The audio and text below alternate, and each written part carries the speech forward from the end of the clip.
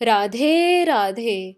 मेरा नाम है निकिता शर्मा और आप सभी का स्वागत है श्रीमद् भागवत गीता की इस श्रृंखला में।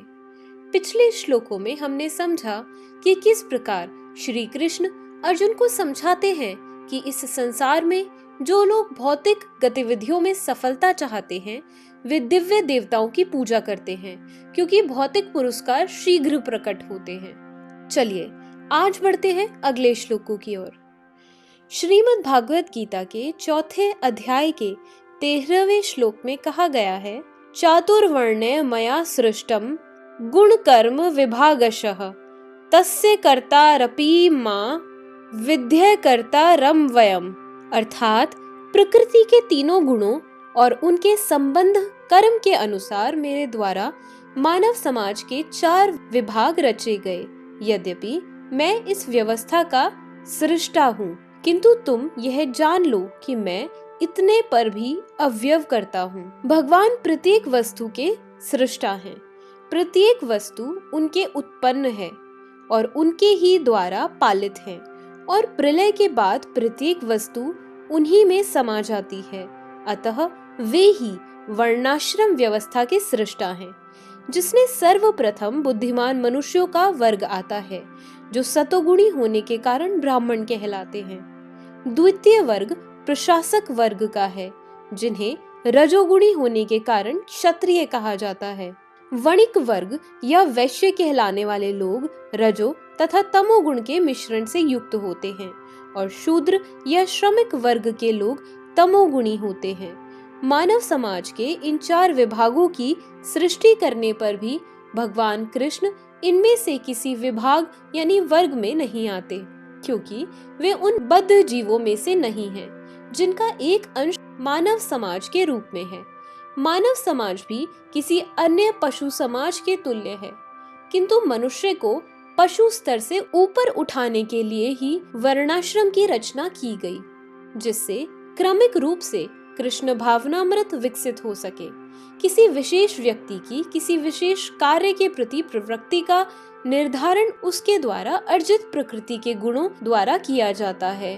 गुणों के अनुसार जीवन के लक्षणों का वर्णन इस ग्रंथ के 18वें अध्याय में हुआ है, किंतु कृष्ण भावना भावित व्यक्ति ब्राह्मण से भी बढ़कर होता है। यद्यपि गुण के अनुसार ब्राह्मण को ब्रह्म या परम सत्य के विषय में ज्ञान होना चाहिए, किंतु उनमें से अधिकांश भगवान कृष्ण के निर्विशेष ब्रह्म स्वरूप को ही प्राप्त कर पाते हैं।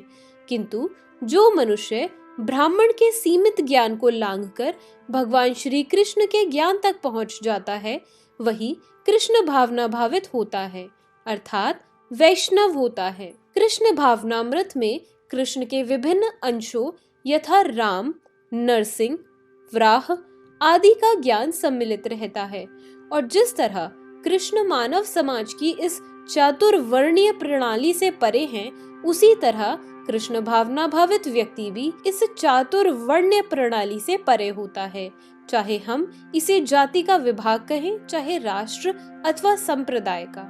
14वें श्लोक में कहा गया है, ना माम कर्माणि लिम्पन्ति न मे कर्म फले स्पृहा इति माम यो अभिजानाति कर्मभिर्न स बध्यते। अर्थात मुझ पर किसी कर्म का प्रभाव नहीं पड़ता, न ही मैं कर्म फल की कामना करता हूँ।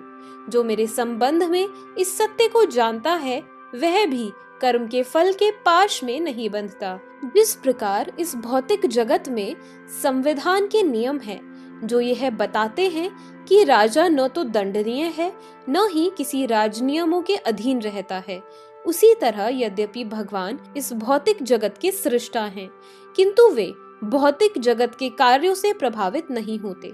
सृष्टि करने पर भी वे इससे पृथक रहते हैं, जबकि जीवात्माएं भौतिक कार्यकलापों के सकाम कर्मफलों में बंधी रहती हैं, क्योंकि उनमें प्राकृतिक साधनों पर प्रभुत्व दिखाने की प्रवृत्ति रहती है। किसी संस्थान का स्वामी कर्मचारियों के अच्छे बुरे कार्यों के लिए उत्तरदायी नहीं, कर्मचारी इसके लिए स्वयं उत्तरदायी होते हैं। जीवात्माएं अपने अपने इंद्रिय तृप्ति कार्यों में लगी रहती हैं, किंतु ये कार्य भगवान द्वारा निर्दिष्ट नहीं होते। इंद्रिय तृप्ति की उत्तरोत्तर उन्नति के लिए जीवात्माएं इस संसार के कर्म में प्रवृत्त हैं और मृत्यु के बाद स्वर्ग सुख की कामना करती रहती हैं। स्वयं में पूर्ण होने के कारण भगवान को तथाकथित स्वर्ग सुख का कोई आकर्षण नहीं रहता। स्वर्ग के देवता उनके द्वारा नियुक्त सेवक हैं। स्वामी कभी भी कर्मचारियों का सा निम्न स्तरीय सुख नहीं चाहता।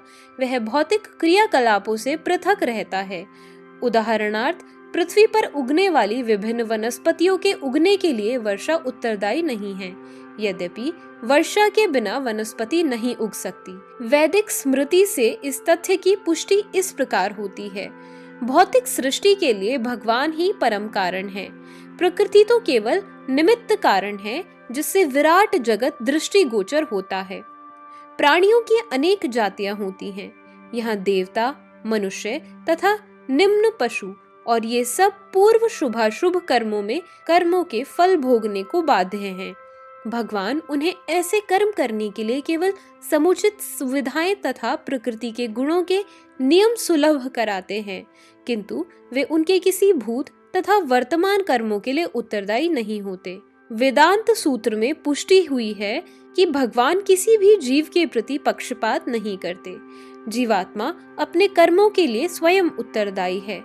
भगवान उसे प्रकृति अर्थात बहिरंगा शक्ति के माध्यम से सुविधा प्राप्त करने वाले हैं। जो व्यक्ति इस कर्म नियम की सारी बारीकियों से भलीभांति अवगत होता है, वह अपने कर्म के फल से प्रभावित नहीं होता।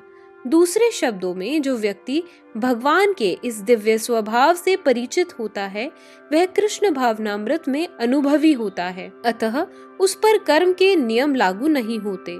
जो व्यक्ति भगवान के दिव्य स्वभाव को नहीं जानता और सोचता है कि भगवान के कार्यकलाप सामान्य व्यक्तियों की तरह कर्म फल के लिए होते हैं, वे निश्चित रूप से कर्म फलों में बंध जाते हैं। किंतु जो परम सत्य को जानता है, वह कृष्ण भावनामृत में स्थिर मुक्त जीव है। इसी के साथ हमारे आज के श्लोकों की वीडियो समाप्त होती है। अगर आप सभी लोग हमारी श्रीमद् भागवत गीता की इस श्रृंखला में हमारे साथ हैं, तो हमें अपने विचार कमेंट सेक्शन में जरूर बताएं और इस वीडियो को अपने परिवारजनों और मित्रगणों के साथ जरूर शेयर करें। चलिए तो मिलते हैं अगले श्लोकों के साथ एक नई वीडियो में।